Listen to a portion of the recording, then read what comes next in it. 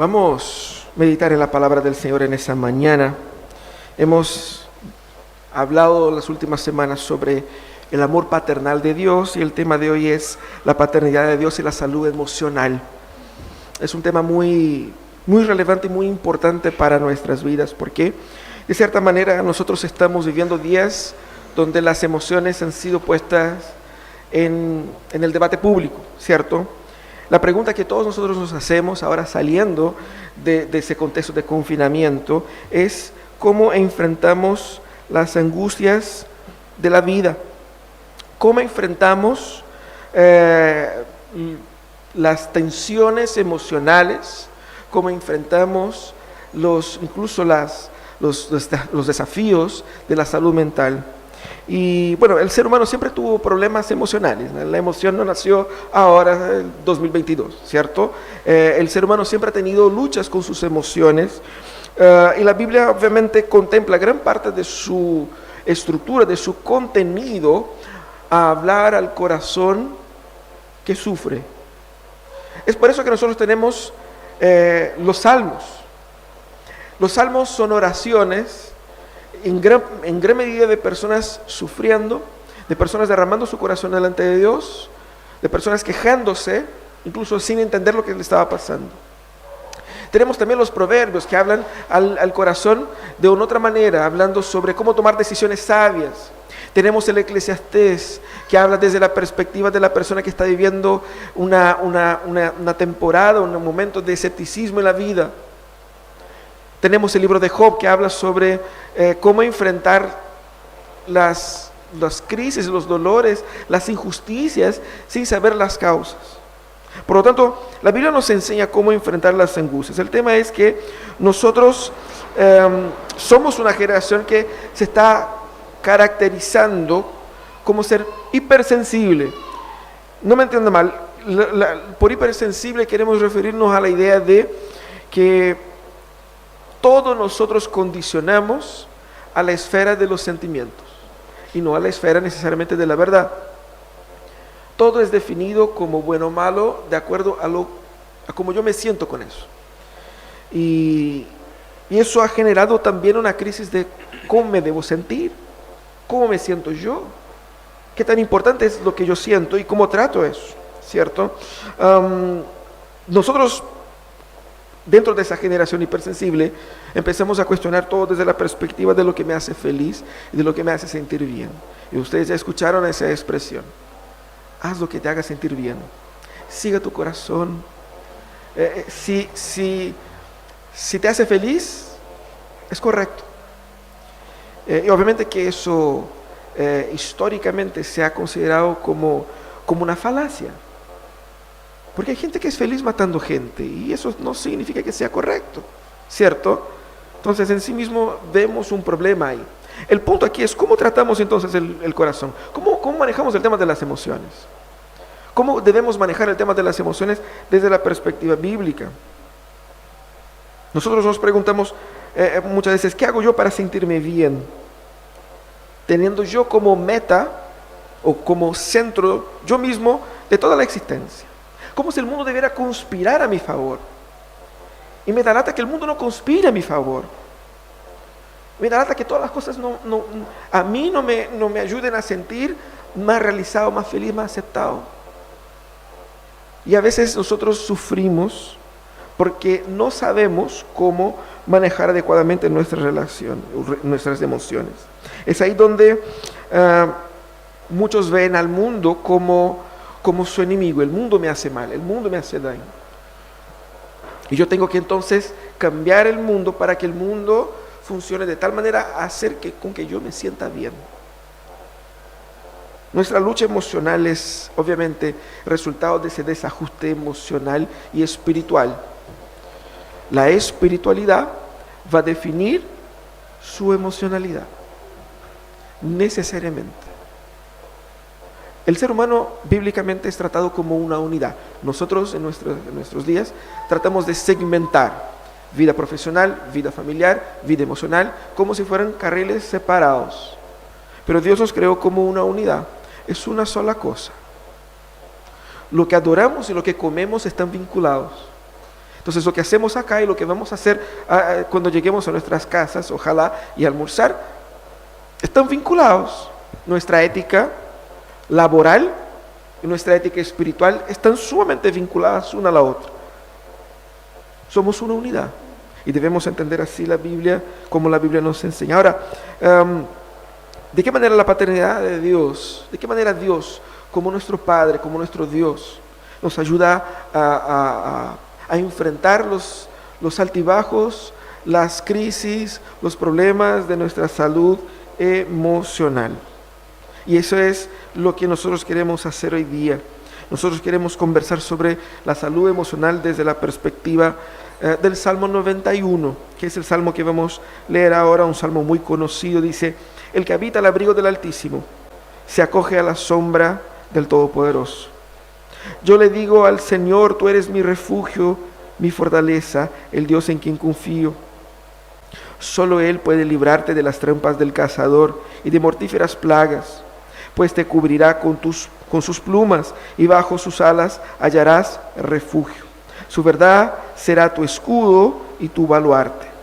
No temerás el terror de la noche, ni la flecha que vuela de día, ni la peste que acecha en las sombras, ni la plaga que destruye al mediodía. Podrán caer 1000 a tu izquierda, 10,000 a tu derecha, pero a ti no te afectará.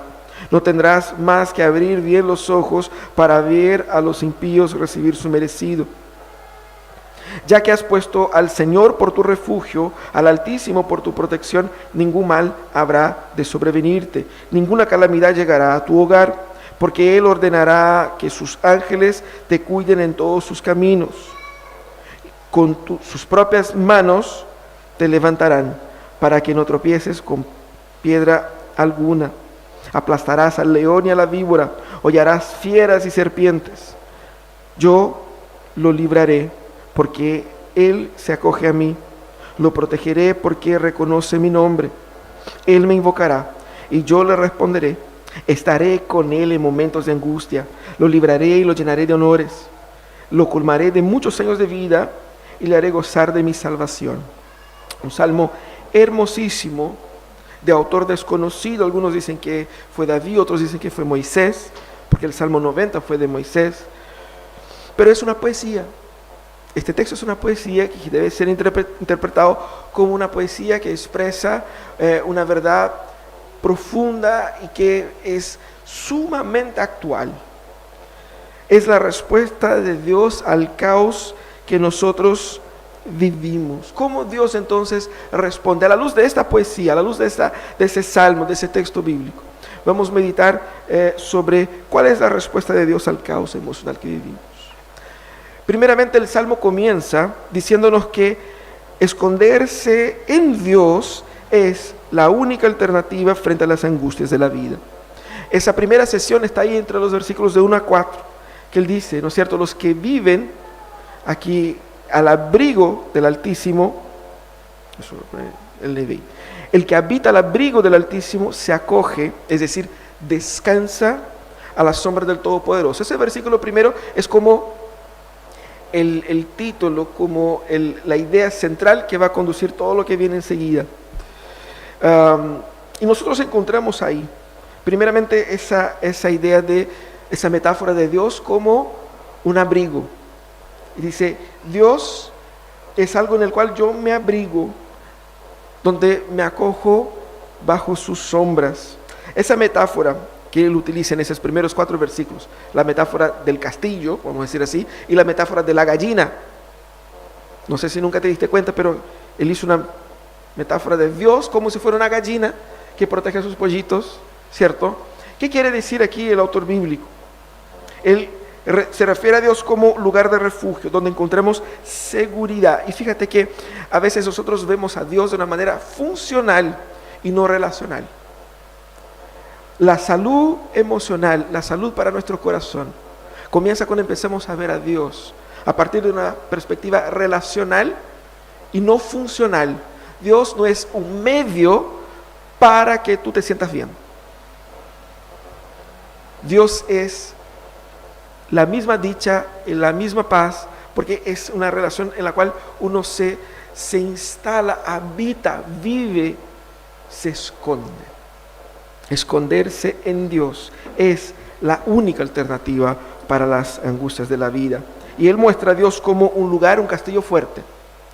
Porque la metáfora que él utiliza es coherente con el mundo en el cual vivía, ¿cierto? De un mundo con las ciudades amuralladas, donde uno, para protegerse, no había policía, no había derecho civil, no había justicia, no. El que se protegía mejor vivía, el que no moría, ¿cierto? Entonces, él compara las crisis con los ataques de los enemigos. Normalmente los salmos se personifica los problemas. Entonces, él habla del enemigo, del impío, como si fueran personas, pero son realmente problemas, ¿cierto? Y él muestra a Dios como ese castillo fuerte, ese lugar de protección, que por estar ahí dentro, las flechas no me llegarán, los ataques no me alcanzarán, porque yo estoy protegido. Y después compara a Dios como una gallina, ¿cierto? Porque dice, solo Él puede librarte de las trampas del cazador. Ahí haciendo una alusión al mundo animal, como si nosotros fuéramos pollitos indefensos. Y Él nos protege ¿cómo? Bajo sus alas. Él mismo se instala entre nosotros y el peligro. Él mismo se instala entre nosotros y el problema.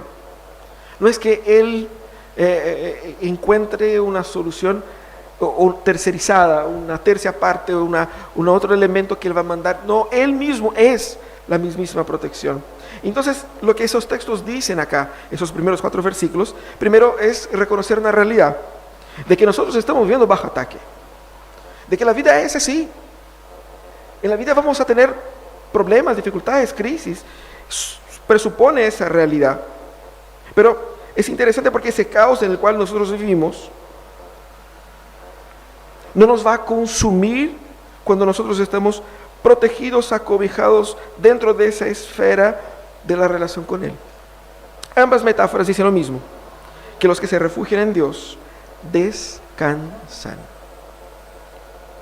¿Cuántos están agotados de las luchas, de los problemas, de la incertidumbre, del caos? Arregló aquí, se echó a perder ahí. Solucionó esto, se complicó allá. Y vamos así viviendo, vamos así viviendo día tras día, resolviendo problema tras problema. Como se dice en la jerga, no sé si se dice acá también en Chile, matando un león por día. Como cada día surge un nuevo problema, y uno está agotado. Problema en el matrimonio, problema en el trabajo, problema en la salud, y es el primo, el sobrino, el tío que está enfermo también, y hay problema aquí, y ahora esto, y otro quedó cesante, y uno queda así, con la cabeza de ese porte y no puede descansar. El Señor dice, escóndanse en mí, porque aquí hay descanso. Él se pone entre nosotros y los problemas. Esa es la metáfora que Él utiliza para que comencemos el proceso de sanidad emocional, esconderse en Dios. Debemos entender, eso es la única alternativa frente a las angustias. Pero el versículo 5 a 8 sigue. En esos versículos Él va a cambiar un poco la metáfora, ¿cierto? Él comienza con la expresión, no temerás el terror de la noche. Esa idea de no temerás es la que coordina todos los 3 versículos del 5 a 8, ¿cierto? No tener temor, hablando directamente a que en medio a las angustias que nosotros vivimos, somos colmados, somos llenos de una serie de temores y terrores que nos afligen, de personas que no pueden dormir en paz porque está con el corazón, con la mente cuando no es un desespero, es una desesperación real. Y entonces el Señor nos dice en esos versículos que esconderse en Dios es lo que nos va a dar paz en medio al caos. Nosotros queremos que Dios apague el fuego. Y el Señor nos dice, no, el fuego no te va a quemar. Pero no sé, no es así que yo quiero. Yo quiero que el mundo sea así como que resuelva paz global en el mundo, que resuelva todo, que no tenga problemas. El Señor dice, no, vas a tener problemas, pero vas a tener lo que es más importante, paz, en medio del caos en el cual el mundo está. Y es interesante porque no temerás es el orden que Dios nos da, o la proyección que Dios nos da aquí. Lo que claramente es una condición del corazón, un sentimiento, o sea, no tener temor. Y uno dice, pero ¿cómo coordino eso? ¿Cómo no tengo temor? Y Él va a explicar cómo no tener temor acá, ¿cierto? Primero Él dice que no vas a temer y hace siempre, como es típico en los salmos, en la poesía hebrea, siempre Él utiliza el sistema de dos líneas, ¿cierto? Él dice, no temerás el terror de la noche, ni la flecha que vuela de día. Es un paralelismo que a veces hace un contraste, como es el caso acá, o a veces hace una ampliación. Aquí Él hace un contraste del terror de la noche. El terror de la noche sirve para mostrar ese ataque de los enemigos en la oscuridad, los ataques que nos llegan sin que nosotros percibamos, los que están ocultos, las cosas que nosotros no sabemos, los que nos pueden pasar y que nos pueden pillar, y mucha gente está en angustia por el temor de cosas que sospecha y que puede pasar y no sé cómo voy a reaccionar. Es como andar por un callejón oscuro, el temor a un portonazo, simbólicamente. Uno está ahí y no sabe si de repente pasando por esa calle, ahora se puede, ¿no? A las 3 de la mañana, si en la esquina de allá me va a surgir un tipo con un arma, ¿qué es lo que me puede hacer? El terror de la incertidumbre, que a muchos le provoca un dolor profundo en el corazón. Él dice, no temerás el terror de la noche, pero tampoco vas a temer la flecha que vuela de día. Es decir, los ataques que yo sé que existen, pero que son muy difíciles de esquivar. Yo veo, yo entiendo, sé que estamos en pelea, sé que están tirando flechas para acá, pero que son problemas que nosotros vivimos, que son conocidos, pero también son problemas así como que yo no sé cómo protegerme, que literalmente nos pillan volando bajo. Son problemas que yo sé que se veía venir y se vino. Y muchas veces nosotros estamos ahí en esa tensión, porque cuando Él dice no temerás, la idea es exactamente de no vas a estar bajo esa tensión que te provoca miedo. ¿Por qué? Porque Dios te va a proteger de lo que no ves y de lo que ves, de lo oculto y de lo visto. Fíjense que, ¿cómo controlo a mi corazón? ¿Cómo digo a mi corazón que no tema? La certeza de la protección de Dios a cosas que yo no veo y a cosas que yo veo. Y Él expande eso en el versículo 4. Dice, ni la peste que acecha en las sombras, la misma lógica de la noche, ni la plaga que destruye el mediodía. Peste y plaga aquí utiliza la misma idea. La idea es no solamente de problemas provocados por personas, sino que problemas que no son provocados por personas en sí, sino que son temores y males de la vida, como en el caso aquí las enfermedades, ¿cierto? No vas a temer ni una enfermedad invisible, ni la que tú conoces.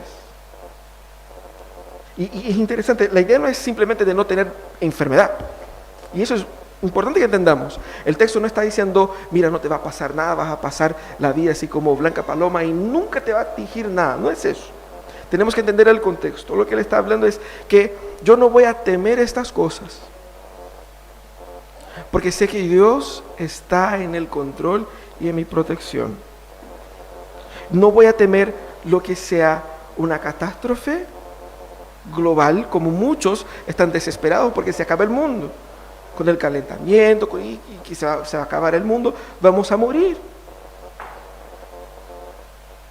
Y otros están desesperados por todos los temores que llenan nuestra alma de cosas que no sabemos cómo hacer. ¿Cuál va a ser la próxima pandemia? ¿Cómo será que el cáncer va a entrar en mí también como entró en mi familia? Y viven en una tensión. El punto acá es que cuando nos escondemos en Dios, tenemos paz en medio al caos. Y podemos estar seguros de que Él nos protegerá. Primeramente, nos protegerá del dominio del terror. Ese es el punto. No significa que no nos enfermaremos nunca. Lo que significa es que, con o sin enfermedad, yo tendré un corazón pacificado. Porque sé quién me protege. Y si algo me llega, no me llegó por una falla en Dios, Eso es lo que el texto quiere decirnos. Y el texto avanza y dice, podrán caer 1000 a tu izquierda, 10.000 a tu derecha, pero a ti no te afectará. Uno se acuerda mucho de esos textos, ¿no? Así como que no, a ti te va a pasar. ¿Qué quiere decir con eso? Quiere decir que el mundo está en un caos. De que sí, las personas están ahí viviendo vidas complejas y Dios nos tiene bajo su mirada. Dios no falla en cuidarnos. Y Dios no nos quita del mundo, pero nos protege del mal. Incluso está en la oración que hizo Jesús, en la oración del Padre Nuestro. No nos saca del mundo, sino que nos protege del mal. Y esa protección es única. Y es interesante porque cuando chico uno quería, y yo pedía a mi mamá, ¿no?, que, no sé, ir a tal parte. ¿Por qué? Porque todos se están yendo. Y ella me decía, pero tú no eres como todo el mundo. Y nos daba lata escuchar eso. Pero tú no eres todos. Todos se están yendo, pero tú no eres todos. Tú eres tú. Y eso es lo que Dios está diciendo acá. Tú no eres como todos. A raíz de una relación personal con Dios, podemos escondernos en Él en medio del caos y encontrar ahí. Y es interesante, ¿no? Porque dice aquí que no tendrás más que abrir bien los ojos y ver a los impíos recibir su merecido. Y uno dice, ¿qué significa eso? Significa que muchos de los problemas que nosotros tenemos en esa vida es que nosotros pasamos por situaciones donde nos sentimos sumamente injusticiados, donde vemos el mundo y decimos, eso está mal. Y esa injusticia a veces nos domina, nos consume y no sabemos cómo traer paz a vemos las noticias de los escándalos, de las violencias y de los crímenes y todo eso, y no sabemos, que la cabeza, de tanto ver la noticia, uno queda con la cabeza de ese porte. Mejor a veces cortar un poco las noticias. Pero lo que dice aquí el texto es que podemos descansar que incluso las injusticias de este mundo sean retribuidas por Dios. ¿Y qué tendré que hacer yo? Nada más ver cómo Dios trae orden al caos. El punto no es lo que tú debes hacer, lo que tú debes sentir. El punto es lo que Dios está haciendo. Él está gobernando, Él está cuidándote a ti, Él está protegiéndote a ti de una forma intensiva. Y más, Él está trayendo orden al caos en el mundo. Por lo tanto, esconderse en Dios es tener paz en medio del caos.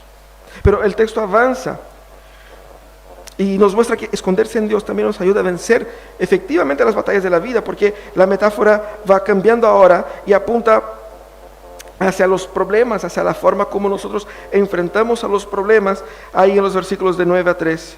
El texto en el versículo 9 dice, ya que has puesto al Señor por tu refugio, es decir, una vez que confiaste en el Señor, dice el versículo 10, ningún mal te habrá de sobrevenirte, ninguna calamidad llegará a tu hogar. Es decir, y es importante entender, por ningún mal, estamos hablando de ningún mal desde la perspectiva de Dios. Es decir, nada llegará en tu vida que sea contrario a la voluntad de Dios para ti. Una vez que pusiste tu corazón en Dios, que te refugiaste en Dios, que te escondiste en Dios, no es que no te va a pasar cosas que tú consideras mal, es lo que Él considera mal. Y lo que Él considera mal es exactamente lo que no es según la voluntad de Dios para ti, lo que se opone al plan de Dios para tu vida. Cuando entendemos así, vemos que el mal aquí es exactamente la acción de Satanás, la acción del pecado para destruirte, para destruir tu familia, para destruir tu vida, para quitar tu paz. De eso está hablando acá. Y ahí dice que ningún mal habrá de sobrevenirte. Y es interesante porque se repite la palabra ningún, mostrando que el cuidado de Dios por uno no es a medias. El cuidado de Dios por uno es eficaz. A veces nosotros sufrimos problemas producto de las decisiones impensadas y pecaminosas que tomamos. Y Dios nos permite pasar por estas consecuencias para que aprendamos a recapacitar y a volver a confiar en Él.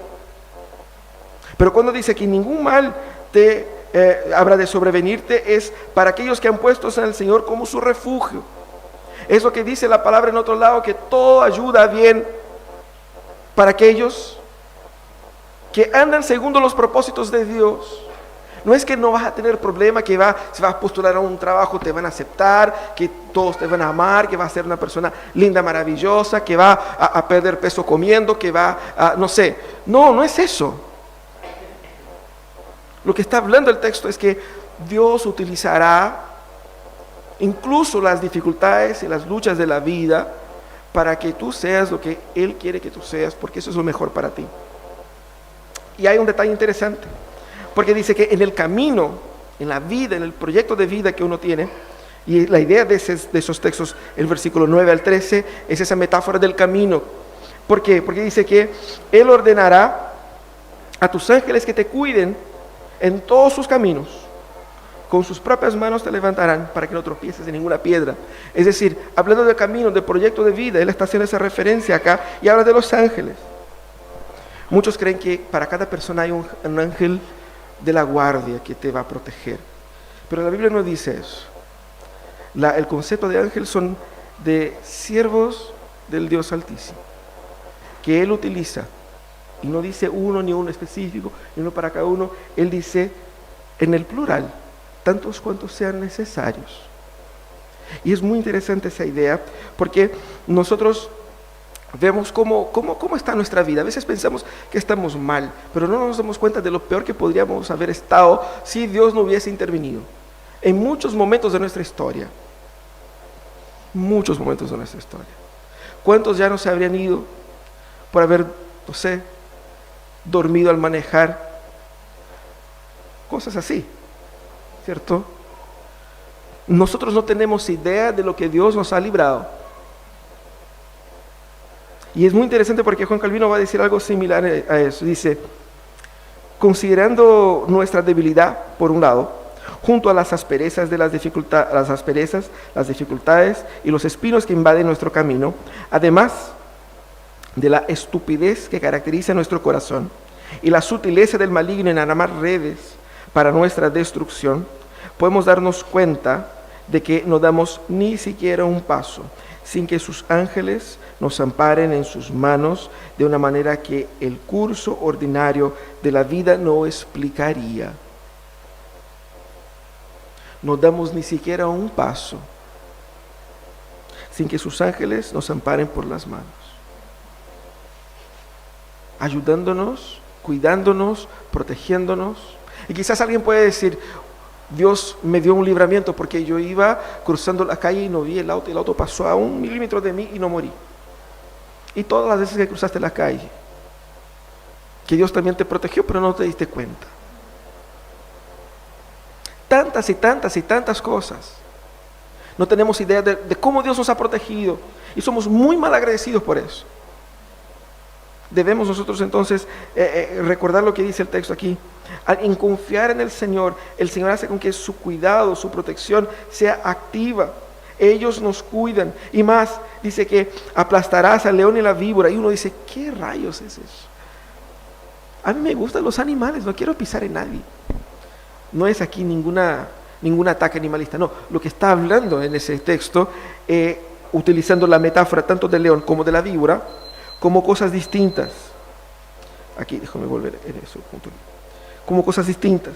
Porque por león, la metáfora aquí son todos los problemas que vienen sobre nosotros, que son peligros evidentes, que nos asombran con mucha fuerza y con el cual no podemos luchar. No podrás vencer mano a mano a un león.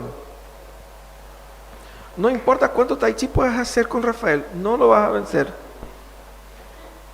No, cinturón negro de karate, lo que sea, MMA, el león es naturalmente más fuerte. Y Él nos domina. Está hablando de ese tipo de problema. Dios nos protegerá de tal manera que cuando surjan los problemas, Él nos dará el recurso, las fuerzas. Y aquí es interesante la palabra pisar. La palabra pisar tiene que ver con ejercer dominio. Dominarás, vencerás al león y a la serpiente. Y después repite, utilizando la misma lógica, a las fieras, que serían el leoncillo, el hijo del león, y a las culebras serían, son sinónimos, pero expresan la misma idea.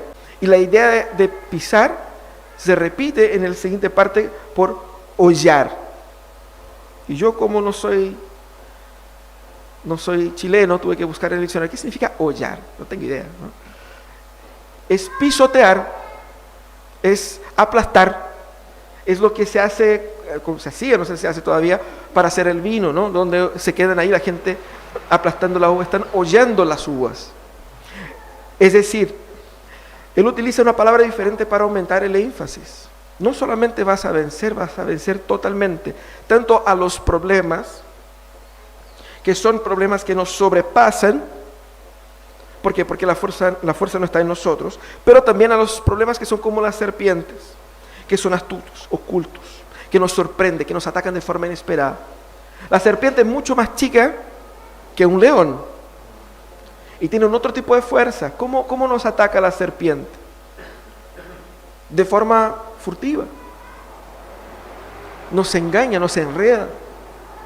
Entonces aquí él está hablando de las luchas, las batallas de la vida, porque hay problemas que son problemas gigantescos, deudas impagables, problemas invencibles que yo estoy viendo y no sé cómo reaccionar. Pero hay problemas que me surgen ahí como que por detrás de lo inesperado. Y él dice, encontraremos recursos en Dios para vencer totalmente esto. Pero él termina el texto diciendo eso, diciendo que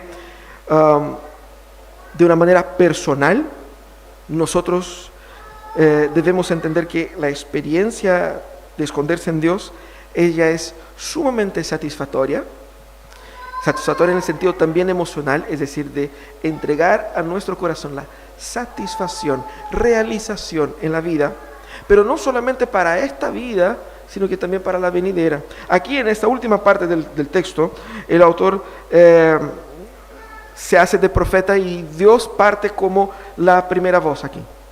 Antes estaba en tercera voz, estaba apuntando de una persona a un tercero, ¿cierto? Aquí no, Dios asume el discurso, asume la palabra y dice, yo lo libraré porque Él se acoge a mí. En otra traducción dice, porque me ha amado. El acoger está vinculado no solamente a abrazar, a descansar, pero también en un aspecto relacional de demostrar a Dios este amor. Se acoge a mí, me ha amado. Y no solamente eso, dice, también lo protegeré porque reconoce mi nombre, o sea, porque me conoce.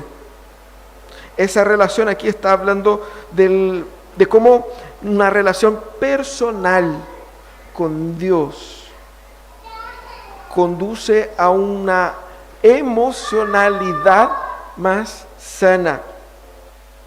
Esconderse en Dios es amar a Dios. Esconderse en Dios es no solamente reconocer lo que dice la Biblia, sino que creer en eso. Esconderse en Dios es declarar que no hay en ningún otro lugar salvación para mí. En ningún otro lugar esperanza para mí. En ningún otro lugar voy a encontrar solución para mi corazón hambriento de esperanza, hambriento de paz, hambriento de descanso, hambriento de proyección de vida. En ningún otro lugar voy a encontrar libertad de la esclavitud, de las crisis, de las angustias, de los dolores, de los problemas, de los pecados. Y finalmente, libertad de la muerte eterna. Porque si me muero ahora, ¿hacia dónde voy? Si me muero ahora, ¿cuál es mi destino? Esconderse en Dios es eso. Esconderse en Dios nos da la verdadera experiencia de satisfacción que nosotros tanto buscamos. Porque lo que queremos en la vida es eso. Ese sentido de sentirse realizado, sentirse feliz. Pero es un feliz que como que con la guatita llena, ¿no? Así como que estoy realizado. Y uno que está con la guata llena no quiere pelear con nadie. ¿Sí o no? No, ¿qué quiero pelear con nadie? Es por eso que las reuniones para tomar decisiones de temas importantes muchas veces, sobre todo en el pasado, se decidían en una mesa comiendo. Porque uno está comiendo, uno está más propenso a la paz. Porque, ¿cierto? Estamos ahí, hay pacificación entre nosotros. Satisfacción. ¿Y cómo él muestra la satisfacción? Dice que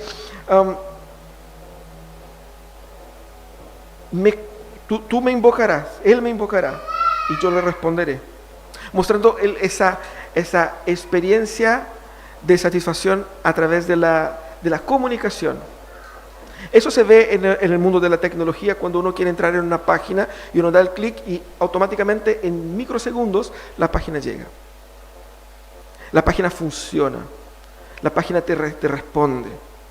Y lo que dice el texto es que nosotros encontraremos esa realización en la vida porque en el momento de angustia clamaremos a Dios y Él nos responderá. A veces oramos así como si estuviéramos hablando con la pared.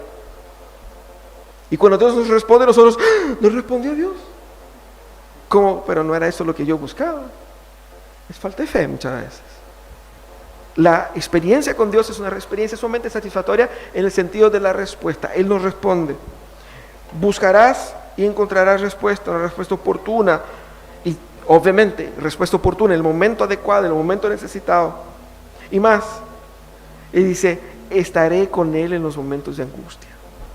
Eso es para corregir la idea de que no tendré ningún problema según los versículos anteriores, porque hay gente que toma el versículo separado y dice no voy a tener ningún problema en la vida, si tengo algún problema en la vida es porque hay algún pecado. No, él dice habrá momentos de angustia en tu vida, pero entienda que en esos momentos de angustia, primero, podrás contar con mi respuesta, clamarás y responderé. Segundo, yo mismo estaré ahí. No es que voy a hacer con que pucha, sigue esos pasos y ojalá te resulte. No, yo mismo estaré contigo en la angustia. La presencia de Dios implica en el cuidado total, completo, perfecto de Dios en medio del caos, porque es Él que nos lleva hacia afuera del hoyo en el cual nosotros estamos. Y trae una solución eficaz. Dice, estaré con el momento, lo libraré. Y es una decisión de Dios, una acción total de Dios. Es Dios que nos libra. Lo libraré y lo llenaré de honores. Y uno se imagina, Dios nos va a dar una medalla, una corona. ¿Qué significa eso? Lo llenaré de honores. Esa idea que él utiliza acá, que obviamente es simbólica, apunta a la experiencia de plenitud dada por Dios por medio de su cuidado. Es la paz en Dios, es el descanso en Dios, es la realización del corazón. De eso está hablando aquí. Pero él va más allá y dice, lo colmaré con muchos años de vida, mostrando la experiencia redentora aquí. ¿De qué manera? ¿Cómo puede decir que lo colmaré con muchos años de vida si hay mucha gente que muere joven, gente buena, gente de Dios, gente que sirve a Dios? ¿Qué quiere decir con eso? Obviamente un lenguaje simbólico en todo lo que está hablando el Salmo. La longevidad era o es bíblicamente un símbolo de la bendición de Dios. Debemos quedarnos con el concepto de la bendición de Dios. Ese es solamente un símbolo metafórico que se utiliza sobre todo en las promesas. No significa en años de vida literal, puede vivir 150 años porque me escondí en Dios. No es así. Tanto de hecho, bueno, casos excepcionales como de Enoc, que es otra cosa, pero nosotros vemos Cristo vivió 33, uno va a decir, pucha, muy poquito, ¿no? O sea, ¿de qué estamos hablando? No estamos hablando literalmente de muchos años de vida, estamos hablando de que en esa misma vida la que nosotros vivimos, sea cuantos sean los años que Dios nos ha dado para vivir, viviremos una vida plena y viviremos plenamente lo que Él tiene diseñado para nosotros. Sean muchos o pocos los años, viviremos en abundancia. ¿Por qué? Porque el concepto permanece, la bendición de Dios está sobre mí. Él me ama, Él me cuida, Él se preocupa de mí. Y más, haré gozar de mi salvación. Aunque la idea de salvación no es totalmente una idea de salvación escatológica, es decir, una salvación al fin del mundo, la salvación en el sentido del alma eterna, es también un indicativo de esta redención que encontramos en Jesús. ¿Cuál es el propósito del cuidado de Dios en nuestras vidas? No solamente para que nos sintamos bien, porque Dios nos cuida, porque Dios nos ama, porque Él hace todo eso. Porque Él es nuestro Redentor. Los problemas emocionales que nosotros enfrentamos en esa vida son consecuencias del pecado al cual Él vino a librarnos. ¿Cuál es la manera de tener el corazón 100% pacificado? Cuando estemos eternamente en la presencia de Dios, en su reino. Ahí no habrá angustia, ahí no habrá llanto, ahí no habrá dolor, ahí no habrá lamento, ahí no habrá sufrimiento, ahí no habrá ansiedad, ahí no habrá pánico. Experimentaremos un tipo de paz que no conocemos aún, pero que podemos experimentar en microporciones en la medida en que caminamos con Dios. Y podemos experimentar el adelanto de esta paz plena. Eso es lo que el texto nos dice.